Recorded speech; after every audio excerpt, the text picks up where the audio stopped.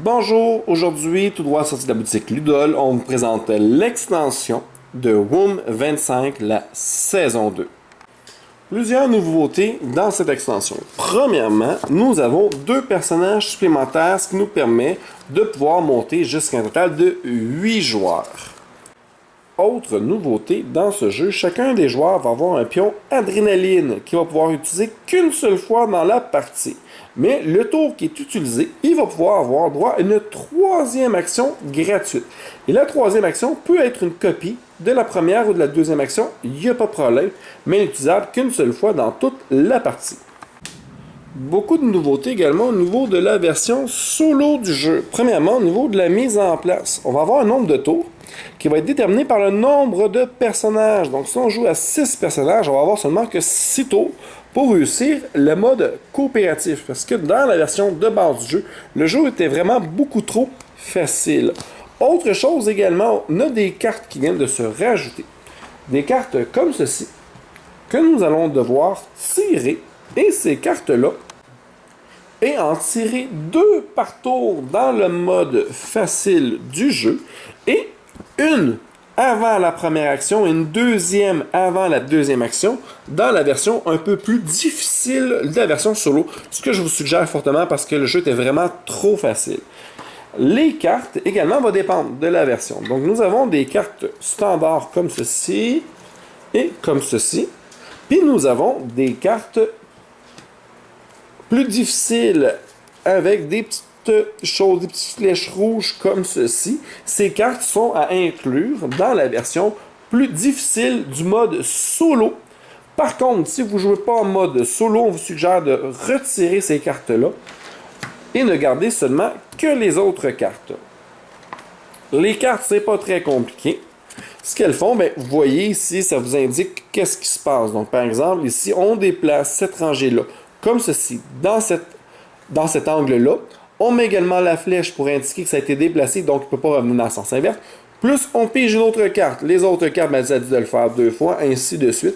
Donc, faites simplement regarder. Ici, ça dit que les personnages dont on peut voir l'image vont perdre une des actions ici présentes. Donc, ça peut devenir vraiment chaotique de perdre ces actions. Il va falloir faire attention. Mais évidemment, on ne pourra jamais perdre le mouvement. C'est simplement de pouvoir déplacer les rangées, de pouvoir observer et de pouvoir faire son action spéciale. Je vais y revenir un peu plus tard. Autre nouveauté.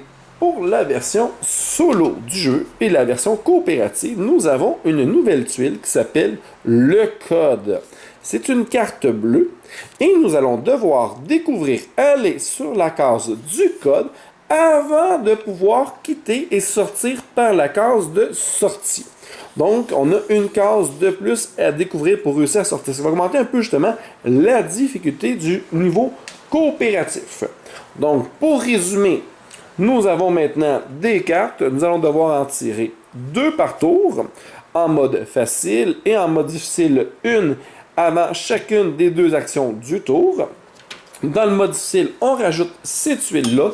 Toutes les cartes, sont toutes bien détaillées à la fin du codex, du livre de règles.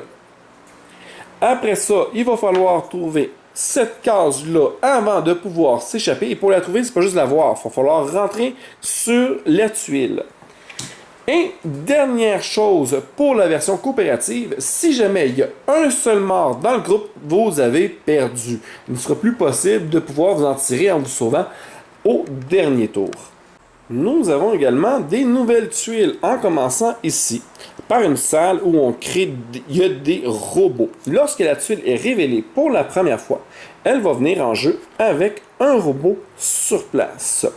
Lorsque vous allez vous déplacer sur la tuile, vous allez pouvoir déplacer un des robots ou donner l'ordre à un des robots de pousser un autre joueur qui est présent évidemment sur la même tuile. C'est les seuls 2 ordres que vous pouvez donner. Donc, déplacer ou pousser.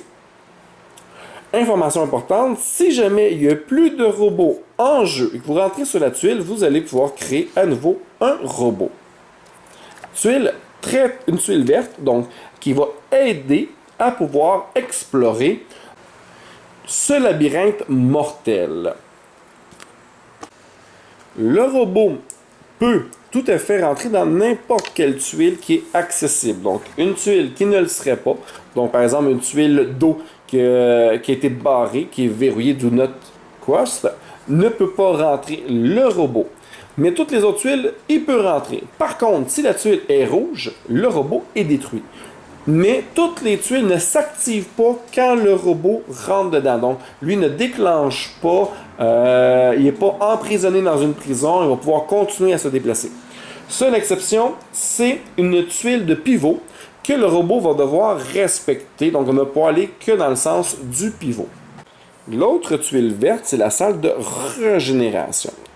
Lorsqu'un joueur arrive sur cette tuile et qu'il y a des personnages de mort, ils sont tous ressuscités, ramenés sur la case centrale du jeu, et cette case-là est détruite et devient une salle vide. La salle du pivot, lorsque vous rentrez sur cette tuile, elle va prendre l'angle par lequel que vous êtes arrivé. Donc, par exemple, vous êtes ici, vous rentrez sur cette tuile-là, on va la placer comme ça. Si vous étiez en bas, on va la placer comme ça.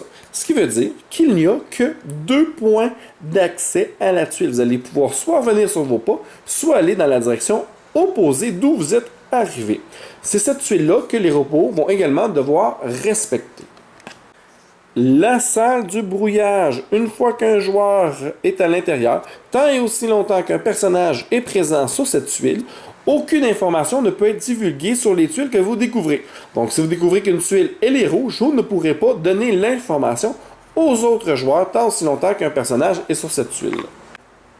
Lorsque cette salle va être découverte, donc un personnage va se rendre sur cette tuile, nous allons tirer automatiquement l'une de ces cartes.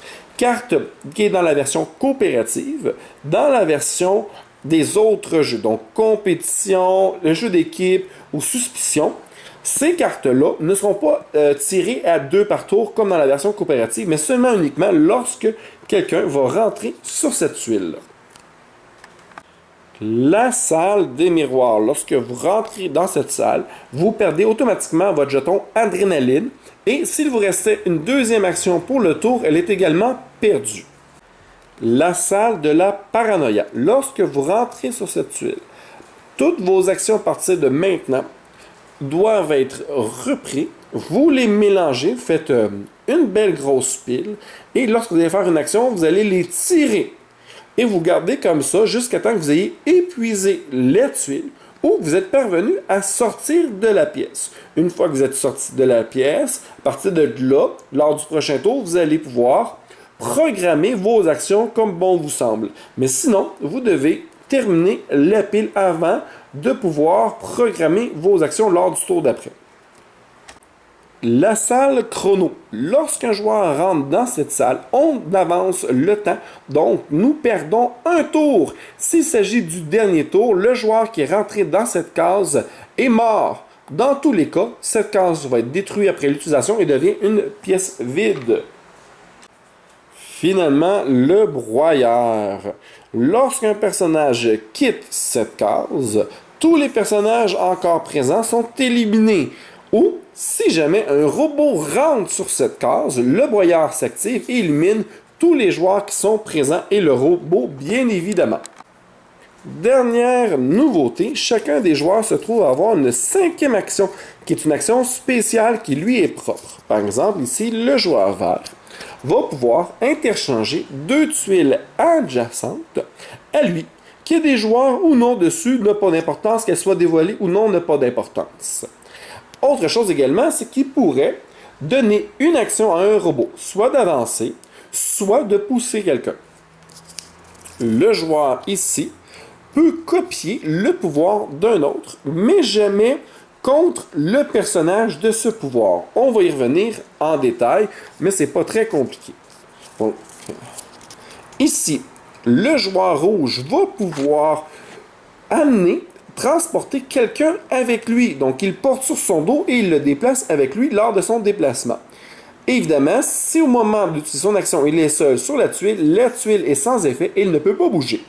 Lorsqu'il rentre dans une pièce, il peut décider lequel des deux personnages rentre en premier, dépendamment de ce qui se passe. Ce qui pourrait lui permettre, justement, dans le cas de rentrer dans une salle d'acide, de faire entrer le personnage qu'il porte en premier. Si le pouvoir est copié, évidemment, il ne pourra pas l'utiliser contre le joueur rouge. Ici, elle va pouvoir dynamiter une pièce, donc détruire la pièce et en faire une pièce vide. Ceci une seule fois dans toute la partie. Le joueur jaune ici présent va pouvoir convaincre quelqu'un de venir dans la pièce où elle est. La personne va se déplacer, n'a pas un mot à dire. Si le pouvoir est copié, il ne peut pas être utilisé contre le joueur jaune. Ici, notre joueur blanc va pouvoir barricader une pièce avec un cadenas. Une fois que la pièce est barricadée, personne ne peut y rentrer, à l'exception de lui-même et des robots. Les joueurs enfermés dans la pièce peuvent par contre en sortir. Ici, le joueur mauve va pouvoir se cacher. Lorsqu'il se cache, il va pouvoir utiliser ce jeton à la place parce qu'il est caché. Et personne ne peut le cibler, personne ne peut le pousser ou utiliser son pouvoir contre lui. Si le pouvoir est copié, dans le cas c'est la même chose, sauf que notre joueur mauve peut le voir et le cibler. Finalement, le joueur bleu, s'il utilise son pouvoir, va pouvoir regagner son jeton d'adrénaline. Voilà pour les pouvoirs spéciaux et le résumé de l'extension de la saison 2. Dans une prochaine vidéo, on va essayer de faire une petite partie justement d'initiation afin de montrer la différence avec la saison 2. Mais ce que j'aime déjà en partant, ce qui m'attire vraiment beaucoup, c'est la version coopérative qui est beaucoup plus difficile, donc qui est plus attrayant, et le fait de pouvoir faire des parties à 8 joueurs. Ça va devenir très intéressant, surtout en mode suspicion. Le mode suspicion, dans une partie de 7 ou 8 joueurs, va rester quand même juste 2 gardiens. Mais ça n'empêche pas que la game va être très difficile et promet d'être très prometteuse. Merci pour le visionnement.